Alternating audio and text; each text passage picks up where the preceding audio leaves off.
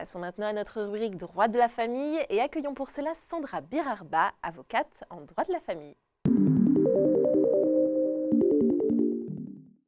Et après avoir abordé le mois passé le divorce par consentement mutuel, voyons comment ça se passe quand malheureusement les choses se déroulent moins bien et que les époux ne sont pas d'accord. On appelle alors cela le divorce contentieux. Dites-nous un petit peu qu'est-ce que c'est que le divorce contentieux? Eh bien, le divorce contentieux est le divorce où subsiste un litige, un conflit.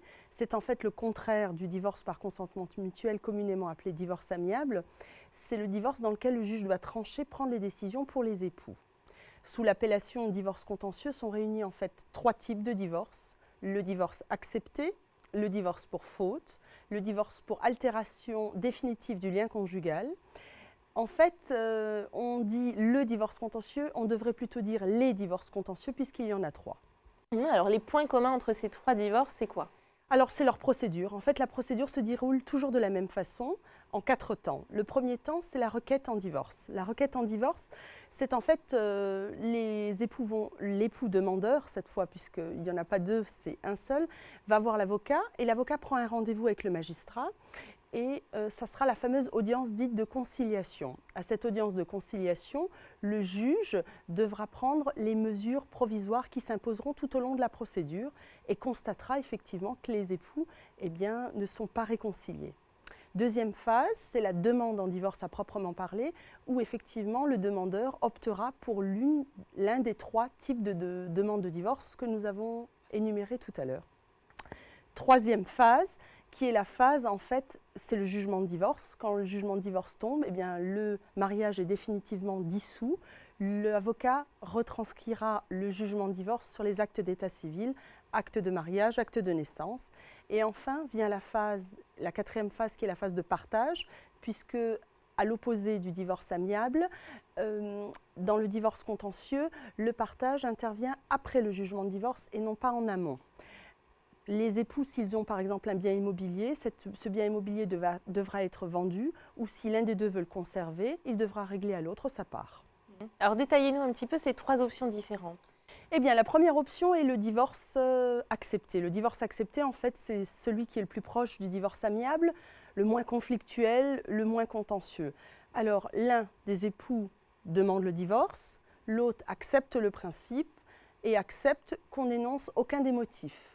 En gros, par exemple, monsieur fait la demande, madame est d'accord, et madame est d'accord pour que jamais on explique le pourquoi du comment. Les 2 époux, accompagnés de leur avocat, signeront un procès-verbal le jour de l'audience. À l'opposé du divorce accepté, de l'autre côté, se trouve le divorce pour faute, qui est fort heureusement de moins en moins répandu. C'est celui qu'on rencontre le moins maintenant devant les tribunaux.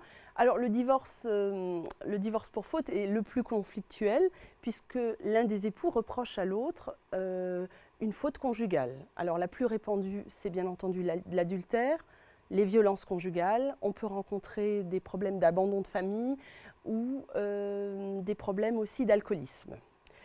Le troisième cas de divorce a été créé par le législateur de 2005 en fait pour les époux en fait qui ne rentrent ni dans le cas de figure du divorce accepté ni dans le cas de figure du divorce pour faute. En fait, lorsque on souhaite demander le divorce, mais qu'en face on a quelqu'un qui ne l'accepte pas ou qu'en face on a quelqu'un à qui on ne peut pas reprocher une faute, eh bien la loi a prévu maintenant que sur une séparation de plus de 2 ans, sur ce simple constat de séparation de 2 ans, le divorce pouvait être prononcé. Donc l'un des époux demandera le divorce, prendra une résidence séparée, attendra que le délai de 2 ans soit écoulé et le divorce sera prononcé. Voilà. Alors concrètement, comment est-ce qu'on fait pour divorcer? Quelles sont les démarches? Alors les démarches pour divorcer, la première démarche c'est d'aller voir un avocat, puisqu'en matière de divorce, le ministère d'avocat est obligatoire.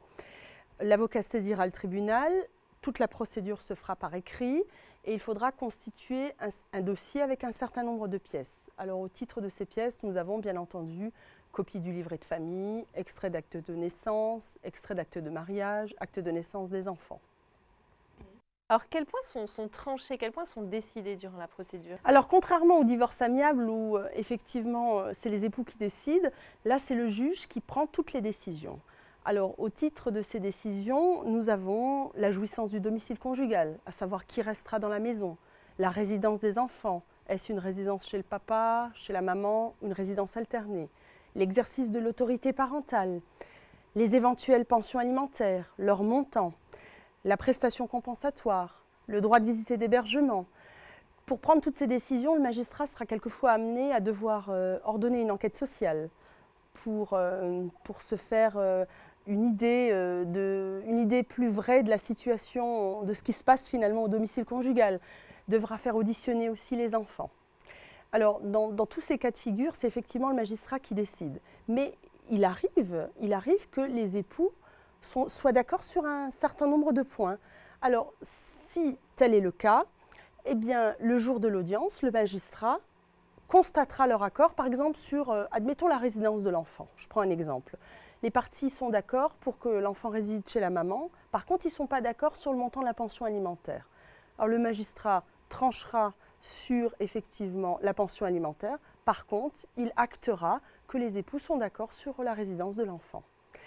À tout moment, dans un divorce contentieux, lorsque les époux tombent d'accord, s'ils tombent vraiment d'accord sur tout, ce qui est très bien, on peut faire, ça s'appelle une passerelle, et aller d'un divorce contentieux vers un divorce amiable, à condition, bien entendu, qu'aucun jugement ne soit intervenu.